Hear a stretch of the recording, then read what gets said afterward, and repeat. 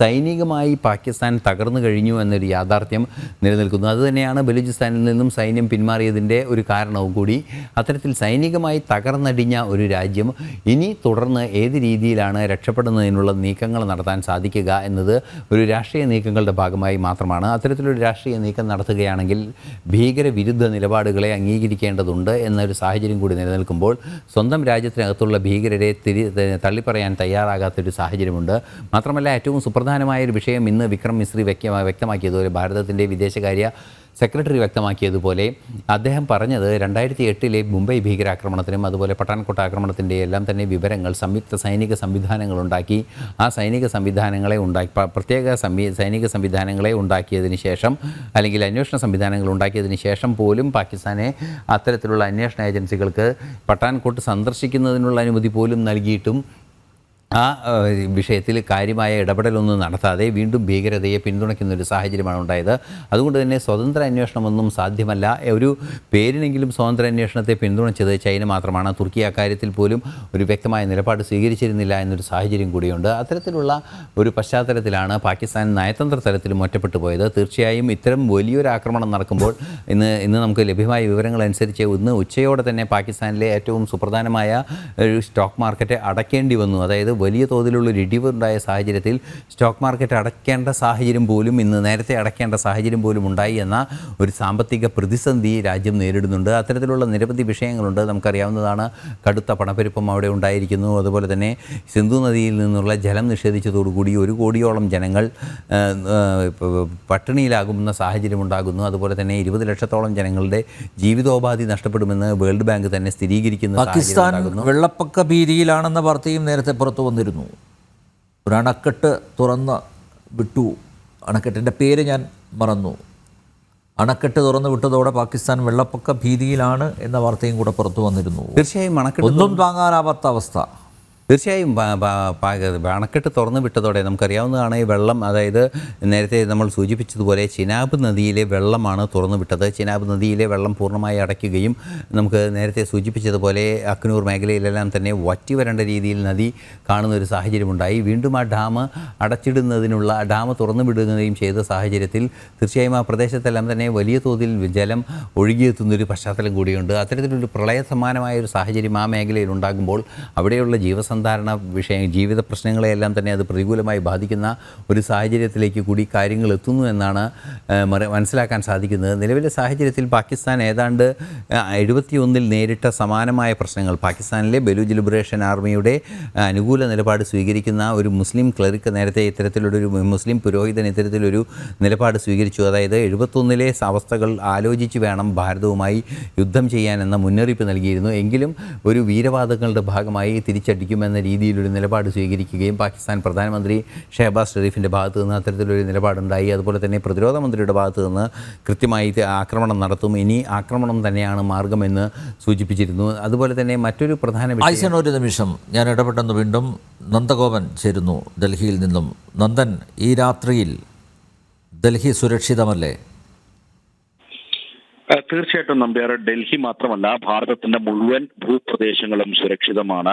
അതിനുള്ള എല്ലാ സജ്ജീകരണങ്ങളും, ഏതെങ്കിലും തരത്തിലുള്ള ആക്രമണങ്ങൾ ഉണ്ടായാൽ അതിനെ പ്രതിരോധിക്കുവാൻ വേണ്ടിയുള്ള എല്ലാ ക്രമീകരണങ്ങളും നമ്മുടെ അതിർത്തി മേഖലകളിലൊക്കെ തന്നെ ഒരുക്കി കഴിഞ്ഞിരിക്കുന്നു. അതുകൊണ്ട് തന്നെ ഈ രാത്രി ഭാരതത്തെ സംബന്ധിച്ചിടത്തോളം ആശങ്കകൾ ഉണ്ട് എങ്കിലും സുരക്ഷയ്ക്ക് യാതൊരുവിധ കുറവുമില്ല. ഇതിനോടകം തന്നെ ഭാരതത്തിന്റെ പ്രധാനമന്ത്രി ചീഫ് ഓഫ് ഡിഫൻസ് സ്റ്റാഫുമായി കൂടിക്കാഴ്ച നടത്തി. അതേപോലെ തന്നെ കേന്ദ്ര ആഭ്യന്തരമന്ത്രി മുഴുവൻ അർദ്ധസൈനിക വിഭാഗങ്ങളുടെയും മേധാവിമാരുമായി DG-മാരുമായി കൂടിക്കാഴ്ച നടത്തി സ്ഥിതിഗതികൾ വിലയിരുത്തി. ഇതിന്റെ അടിസ്ഥാനത്തിലാണ് CISF DG-യോട് ഭാരതത്തിലെ മുഴുവൻ എയർപോർട്ടുകളുടെയും സുരക്ഷ കർശനമാക്കുവാൻ അടക്കമുള്ള നിർദ്ദേശം നൽകിയിരിക്കുന്നത്. അതുകൂടാതെ തന്നെ ITBP, BSF, CRPF, അതേപോലെ തന്നെ ആസാം റൈഫിൾസ് അടക്കമുള്ള അർദ്ധസൈനിക വിഭാഗങ്ങളുടെ DG-മാരുമായി കേന്ദ്ര ആഭ്യന്തരമന്ത്രി കൂടിക്കാഴ്ച നടത്തി സ്ഥിതിഗതികൾ വിലയിരുത്തിയിരുന്നു. ഇതിനൊക്കെ അപ്പുറത്തേക്ക് പ്രധാനമന്ത്രി നരേന്ദ്രമോദി അദ്ദേഹം ഇപ്പോഴും എന്താണ് അവസ്ഥ എന്നുള്ളത് നിരീക്ഷിക്കുന്നു എന്നുള്ളതാണ് മനസ്സിലാക്കാൻ കഴിഞ്ഞത്. നമുക്കറിയാം, ഓപ്പറേഷൻ സിന്ദൂർ നടക്കുമ്പോൾ അതുമായി ബന്ധപ്പെട്ട മുഴുവൻ നീക്കങ്ങളും രാത്രിയിൽ നടന്ന ഓപ്പറേഷൻ, അതേപോലെ തന്നെ സുരക്ഷിതമായി ഭാരതത്തിന്റെ ഓരോ സൈനികരും ഈ മണ്ണിൽ തന്നെ ഉണ്ട് എന്നുള്ളത് വ്യക്തമായതിനു ശേഷമാണ് അദ്ദേഹം മറ്റ് പരിപാടികളിലേക്ക് കടന്നത്. അങ്ങനെ ഓപ്പറേഷൻ സിന്ദൂറിന് സമാനമായി, അല്ലെങ്കിൽ അതിനൊക്കെ അപ്പുറത്തേക്കാണ് ഇപ്പോൾ ഈ രാത്രിയിൽ ആക്രമണങ്ങളും പ്രത്യാക്രമണങ്ങളും നടക്കുന്നത്. അതുകൊണ്ട് തന്നെ ഒരു തരത്തിലുള്ള സുരക്ഷാ പ്രശ്നങ്ങളും നിലവിൽ ഡൽഹി കേന്ദ്രീകരിച്ചില്ല. അതേസമയം രാജ്യത്തുടനീളം തന്നെ സുരക്ഷ കർശനമാക്കിയിട്ടുണ്ട്. പ്രത്യേകിച്ച് 5 സംസ്ഥാനങ്ങളാണ് പാകിസ്ഥാൻ ലക്ഷ്യമിടുന്നത്. ജമ്മു കാശ്മീർ, പഞ്ചാബ്, ഗുജറാത്ത്, രാജസ്ഥാൻ, അതേപോലെ തന്നെ ഹരിയാന. ഈ 5 സംസ്ഥാനങ്ങൾ കേന്ദ്രീകരിച്ചുകൊണ്ടുള്ള ഒരു ആക്രമണമാണ് പാകിസ്ഥാൻ പദ്ധതിയിട്ടിരുന്നത്. അങ്ങനെയാണ് ഈ രാജസ്ഥാനിലെ ജയ്സാൽമീറിലേക്ക് പാകിസ്ഥാന്റെ ഡ്രോണുകൾ കടന്നു വരാൻ തുടങ്ങിയതും ഭാരതം കൃത്യമായി തന്നെ അതിനെ പ്രതിരോധിച്ച് ആ ഡ്രോണുകളെ നിലംപരിശാക്കിയതും ഒക്കെ തന്നെ അതുകൊണ്ട് തന്നെയാണ്.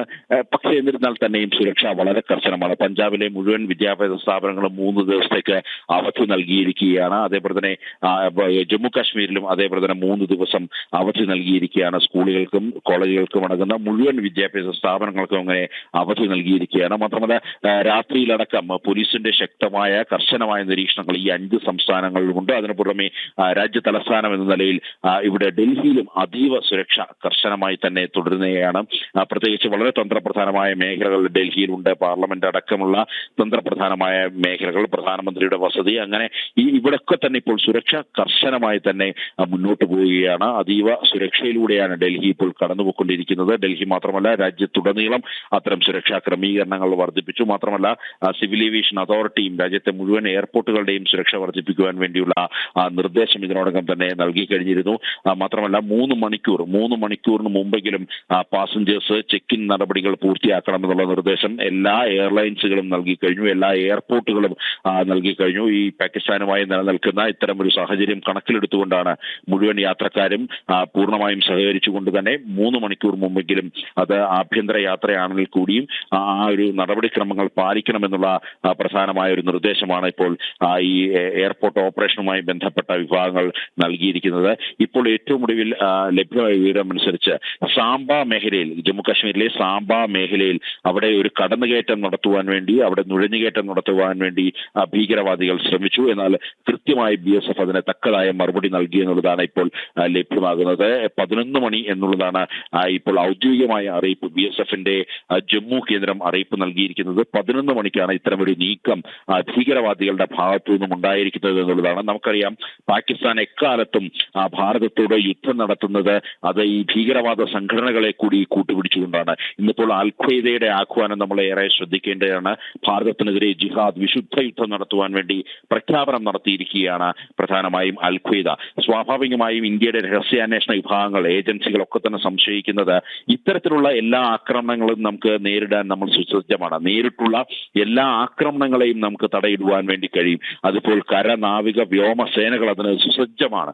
പക്ഷേ പഹൽഗാം പോലുള്ള ഭീകരാക്രമണം, പഹൽഗാമിലെ ബൈസരൻ വാലിയിൽ നമുക്കറിയാം 26 പേരെയാണ് കൂട്ടക്കുരുതി നടത്തിയത്. 25 ഭാരതീയരും ഒരു നേപ്പാളി പൗരനും അടക്കം 26 പേരെ കൂട്ടക്കുരുതി നടത്തിയത് വളരെ അപ്രതീക്ഷിതമായാണ്. സമാനമായ രീതിയിൽ രാജ്യത്തിന്റെ വേറെ ഏതെങ്കിലും ഭാഗങ്ങളിലേക്ക് ഇത്തരം ഭീകരവാദികൾ കടന്നു കയറി ഇത്തരം ആക്രമണങ്ങൾ നടത്തുമോ എന്നുള്ള ആശങ്ക, അല്ലെങ്കിൽ അത്തരം ഭീതി രഹസ്യാന്വേഷണ വിഭാഗം ഇതിനോടകം തന്നെ റിപ്പോർട്ടായി നൽകിയിട്ടുണ്ട്. അതുകൂടി പരിഗണിച്ചുകൊണ്ട് ഇത്തരം തന്ത്രപ്രധാന സ്ഥലങ്ങൾ, വിനോദസഞ്ചാര മേഖലയെ അടക്കമുള്ള, അത് ഡൽഹി മാത്രമല്ല രാജ്യത്തെ മുഴുവൻ സംസ്ഥാനങ്ങളിലും ഇത്തരം സ്ഥലങ്ങളിൽ കൂടുതൽ സുരക്ഷ കർശനമാക്കിയിട്ടുണ്ട്. പ്രത്യേകിച്ച് ഇന്നിപ്പോൾ അൽ-ഖ്വയ്ദയുടെ ആഹ്വാനം ലോകത്തെ മുഴുവൻ മുസ്ലിങ്ങളും പാകിസ്ഥാനെതിരെ യുദ്ധത്തിനിറങ്ങി പുറപ്പെടണം, ഭാരതത്തിനെതിരെ യുദ്ധത്തിനിറങ്ങി പുറപ്പെടണം, പാകിസ്ഥാനൊപ്പം അണിനിരക്കണം എന്നുള്ളതാണ്. ഇന്നിപ്പോൾ അൽ-ഖ്വയ്ദ ഒരു പ്രത്യേക കുറിപ്പിൽ ഇന്ത്യൻ ഉപഭൂഖണ്ഡത്തിന്റെ പേരിൽ നടത്തിയ, അല്ലെങ്കിൽ ഉപഭൂഖണ്ഡ വിഭാഗത്തിന്റെ പേരിൽ നടത്തിയ പ്രത്യേക പ്രസ്താവനയിൽ അതാണ് ആവശ്യപ്പെട്ടത്. മുഴുവൻ മുസ്ലിങ്ങളും പാകിസ്ഥാനോടൊപ്പം അണിനിരുന്നുകൊണ്ട് ഭാരതത്തിനെതിരെ യുദ്ധം നടത്തണം. ഭാരതത്തെ നയിക്കുന്നത് ഹിന്ദുക്കളാണ്, ഹിന്ദു സംസ്കാരമാണ് ഭാരതത്തെ നയിക്കുന്നത്. അവർ ലക്ഷ്യം വെക്കുന്നത് മുസ്ലിം വേട്ടയാണ്, മുസ്ലിങ്ങളെ ഇല്ലാതാക്കാനാണ്. ഭാരത ഉപഭൂഖണ്ഡത്തിൽ നിന്നും മുഴുവൻ മുസ്ലിങ്ങളെയും ഇല്ലാതാക്കുവാനുള്ള ശ്രമങ്ങളുടെ ഫലമാണെന്ന് നടത്തുന്നത്. ഓപ്പറേഷൻ സിന്ദൂറും അതിന്റെ ഭാഗമായിരുന്നു. തുടങ്ങിയ ആരോപണങ്ങളും ആക്ഷേപങ്ങളും ഒക്കെയാണ് ഇത്തരം അൽ-ഖ്വയ്ദ പോലുള്ള തീവ്രവാദ സംഘടനകൾ ലക്ഷ്യം വെക്കുന്നത്. അവർ നേരത്തെ തന്നെ ഇതുമായി ബന്ധപ്പെട്ടപ്പോൾ പഹൽഗാം ഭീകരാക്രമണമാണെങ്കിലും ഈ ലഷ്കർ-ഇ-തോയ്ബ ലക്ഷ്യം വെച്ചത് ഭാരതത്തിൽ വലിയ വർഗീയ ലഹളയായിരുന്നു. മതം ചോദിച്ചുകൊണ്ടുള്ള ആക്രമണം നടത്തിയതിന് പിന്നാലെ തന്നെ രാജ്യത്ത് വലിയ വർഗീയ ലഹള ഉണ്ടാകുമെന്നുള്ള പ്രതീക്ഷയായിരുന്നു ഈ ഈ ലഷ്കർ ഇ തോയ്ബ അടക്കമുള്ള ഭീകരവാദ സംഘടനകൾക്കുണ്ടായിരുന്നത്. ഇപ്പോൾ അൽ ഖ്വയ്ദ കൂടി ഒരു ഇടവേളയ്ക്ക് ശേഷം അവർക്ക് നഷ്ടപ്പെട്ട കുപ്രസിദ്ധി വീണ്ടെടുക്കാൻ എന്നുള്ള രീതിയിൽ, അല്ലെങ്കിൽ അത്തരം ചില സങ്കല്പങ്ങളോടുകൂടി തന്നെ അവരും വളരെ ആക്റ്റീവായി ഇപ്പോൾ പാകിസ്ഥാൻ അനുകൂലമായി നിന്നുകൊണ്ട് ഭാരതത്തിനെതിരെ ജിഹാദ് വിശുദ്ധ യുദ്ധം നടത്തുവാൻ വേണ്ടിയുള്ള പ്രഖ്യാപനം നടത്തിയ ഒരു സാഹചര്യം അത് ഭാരതത്തിന്റെ മുഴുവൻ സുരക്ഷാ ഏജൻസികളും ഇന്റലിജൻസ് ഏജൻസികളും ഒക്കെ തന്നെ കൃത്യമായി തന്നെ വിലയിരുത്തുന്നുണ്ട്. അതുകൊണ്ട് തന്നെ അത്തരം നീക്കങ്ങളെ തടയിടുവാൻ ഉതകുന്ന രീതിയിലുള്ള സുരക്ഷ കൂടിയാണ് ഈ മേഖലകളിൽ രാജ്യത്തുടനീളം തന്നെ ഒരുക്കിയിട്ടുള്ളത്. ഈ പെഹൽഗാം പോലുള്ള ഭീകരാക്രമണങ്ങൾ അല്ലെങ്കിൽ ഒറ്റപ്പെട്ട ആക്രമണങ്ങൾ ഖലീമ ചെല്ലാൻ ആവശ്യപ്പെട്ടുകൊണ്ട് ഹിന്ദുക്കളെ മാത്രം വകവരുത്തുന്ന രീതിയിലുള്ള ആക്രമണങ്ങൾ ഇനിയും ഉണ്ടാകാനുള്ള സാധ്യത തള്ളിക്കളയാൻ കഴിയില്ല എന്നുള്ളതാണ് രഹസ്യാന്വേഷണ വിഭാഗം വ്യക്തമാക്കുന്നത്. കാരണം ഇതിനോടകം തന്നെ ഭാരതത്തിലേക്ക് നുഴഞ്ഞു കയറി ജമ്മു കാശ്മീരിലെ വിവിധ കാടുകളിലും വിവിധ ഗ്രാമങ്ങളിലുമൊക്കെ തന്നെ അഭയം പ്രാപിച്ചിരിക്കുന്ന ഭീകരന്മാർ ഇപ്പോഴും ഈ മേഖലകളിലൊക്കെ തന്നെ തുടരുന്നുണ്ട്.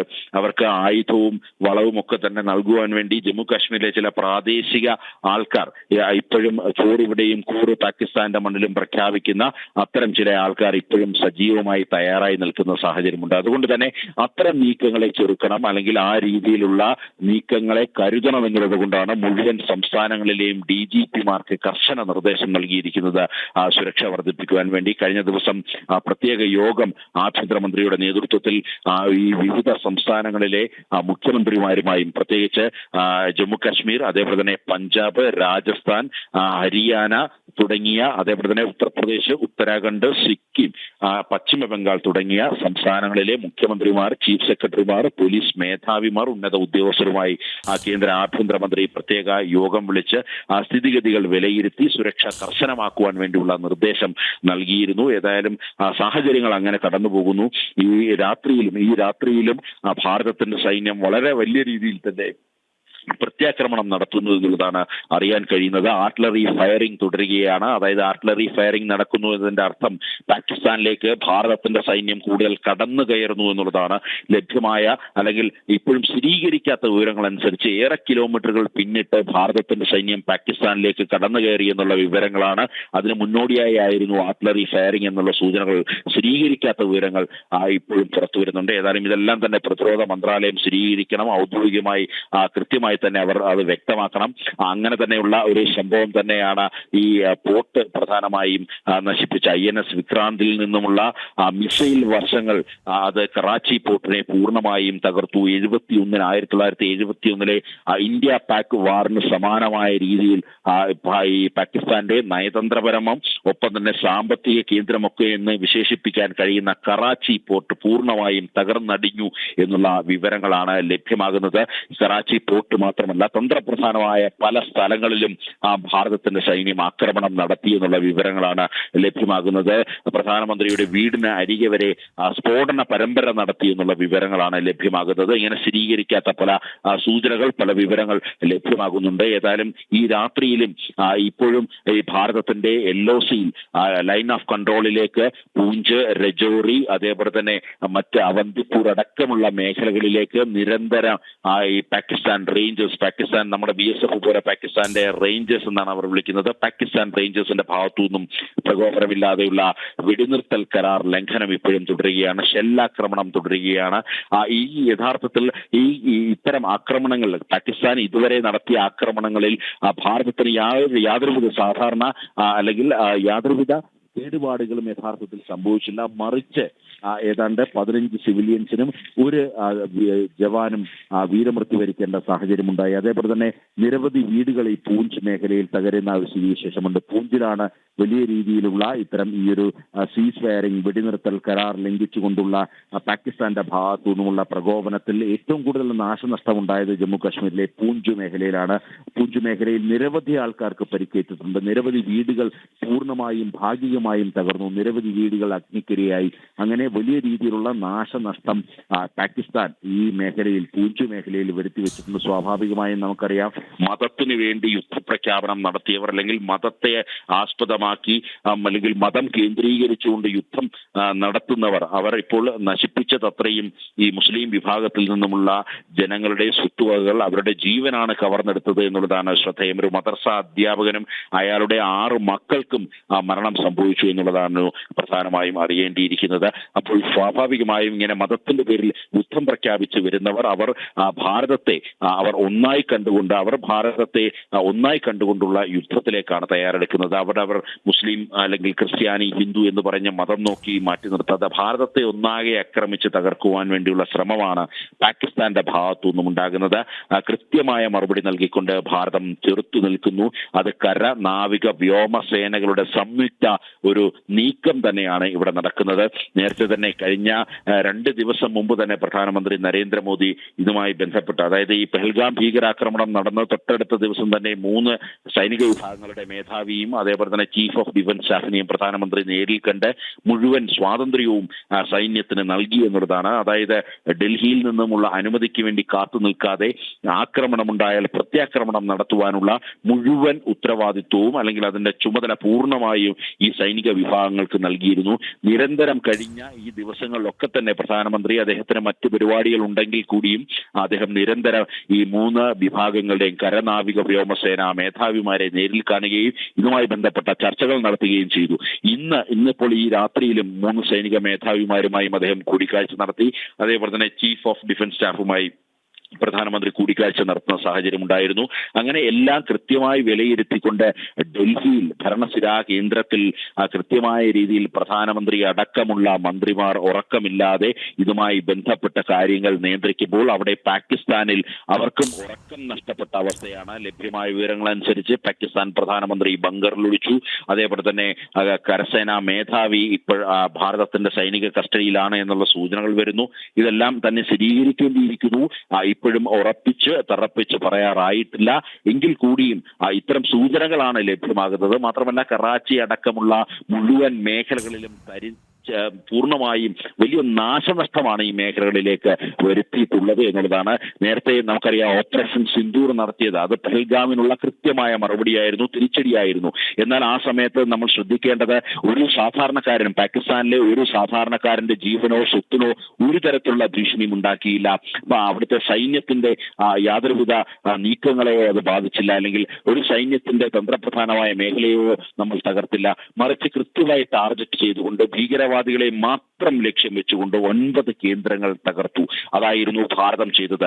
പക്ഷേ അതിന് മറുപടിയായി പാകിസ്ഥാൻ തിരിച്ച് നിരന്തരം ഡ്രോണുകൾ ഈ മേഖലയിലേക്ക് അയക്കാൻ തുടങ്ങി. 15 ഡ്രോണുകളാണ് ഭാരതത്തിന്റെ വിവിധ മേഖലകളെ ലക്ഷ്യം വെച്ചുകൊണ്ട്, പ്രത്യേകിച്ച് തന്ത്രപ്രധാനമായ സ്ഥലങ്ങളെ ലക്ഷ്യം വെച്ചുകൊണ്ട്, നമ്മുടെ നോർത്തേൺ കമാൻഡിന്റെ ആസ്ഥാനമായ ഉദ്ധംപൂർ, വെസ്റ്റേൺ കമാൻഡിന്റെ ആസ്ഥാനം ഹരിയാന, അങ്ങനെ തന്ത്രപ്രധാനമായ സ്ഥലങ്ങൾ, അമൃത്സർ അടക്കമുള്ള തന്ത്രപ്രധാന സ്ഥലങ്ങളിലേക്ക് ഡ്രോൺ ആക്രമണങ്ങൾ നടത്താൻ 15 ഡ്രോണുകൾ ഇവിടേക്ക് അയച്ചപ്പോൾ നമ്മൾ 25 ഡ്രോണുകൾ ഉപയോഗിച്ചുകൊണ്ട് പാകിസ്ഥാനെ നിലംപരിശാക്കി. അതായിരുന്നു ഇന്ന് രാവിലെ വരെയുള്ള ചിത്രം. പിന്നീട് പകൽ ഇത്തരത്തിലുള്ള അങ്ങോട്ടും ഇങ്ങോട്ടുമുള്ള വെടിനിർത്തൽ കരാർ ലംഘിച്ചുകൊണ്ടുള്ള വെടിവെപ്പ് തുടരുന്ന സാഹചര്യമുണ്ടായി. അതേസമയം സൂര്യൻ അസ്തമിച്ചപ്പോഴത്തേക്കും വീണ്ടും കളം മാറി.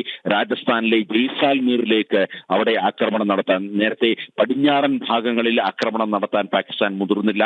എന്നാൽ പടിഞ്ഞാറൻ ഭാഗത്ത് ജയ്സാൽമീറിൽ, രാജസ്ഥാനിലെ മരുഭൂമിയായ ജയ്സാൽമീറിൽ ആക്രമണം നടത്തിക്കൊണ്ട്, അല്ലെങ്കിൽ അതിന് കുടിഞ്ഞുകൊണ്ടാണ് പാകിസ്ഥാൻ അതിന് തുടക്കമിട്ടത്. എന്നാൽ അവിടെയും കൃത്യമായി തന്നെ ഭാരതം മറുപടി നൽകി. അതായത് ഭാരതത്തിന്റെ മുഴുവൻ അതിർത്തികളും സുശക്തമായി നമ്മുടെ BSF, പാരാമിലിറ്ററി ഫോഴ്സ്, ഒപ്പം തന്നെ കരനാവിക വ്യോമസേന മുഴുവൻ കവർ ചെയ്ത് കൃത്യമായി നിൽക്കുകയാണ്. ജനങ്ങളോട് ഒരു തരത്തിലുള്ള ആശങ്കപ്പെടേണ്ട സാഹചര്യവും നിലനിൽക്കുന്നില്ല എന്നുള്ളതാണ് പ്രതിരോധ മന്ത്രാലയം വ്യക്തമാക്കുന്നത്. അങ്ങനെ ആശങ്കപ്പെടേണ്ടയോ അല്ലെങ്കിൽ ഭയാലുക്കളാകേണ്ടയോ ഒരു സാഹചര്യം നിലനിൽക്കുന്നില്ല. എല്ലാത്തിനും തയ്യാറായി ഭാരതത്തിന്റെ 3 സൈനിക വിഭാഗങ്ങളും, കടൽ, വ്യോമ, നാവിക സേനാ വിഭാഗങ്ങൾ എല്ലാ മേഖലകളിലും സജ്ജമായി നിൽക്കുന്ന സാഹചര്യമുള്ളതുകൊണ്ട് ഭാരതത്തിലെ മുഴുവൻ ജനങ്ങൾക്കും ഇന്ന് ഈ രാത്രിയിൽ സുഖമായി ഉറങ്ങാൻ കഴിയും. അതിന് യാതൊരു തർക്കവും വേണ്ട എന്നുള്ളതാണ് പ്രതിരോധ മന്ത്രാലയം വ്യക്തമാക്കുന്നത്. അതേസമയം അതിർത്തി മേഖലകളിൽ ഇങ്ങനെ സംഘർഷഭരിതമായ അവസ്ഥയിലൂടെ കടന്നുപോകുന്ന ആ ഒരു സാഹചര്യമാണ് നിലനിൽക്കുന്നത്. നാളെ നേരം പുലരുമ്പോഴായിരിക്കും പാകിസ്ഥാനിൽ എത്രമാത്രം ക്ഷതമേൽപ്പിച്ചു ഭാരതം എന്നുള്ളത് വ്യക്തമാകുന്നത്. നന്ദഗോപൻ.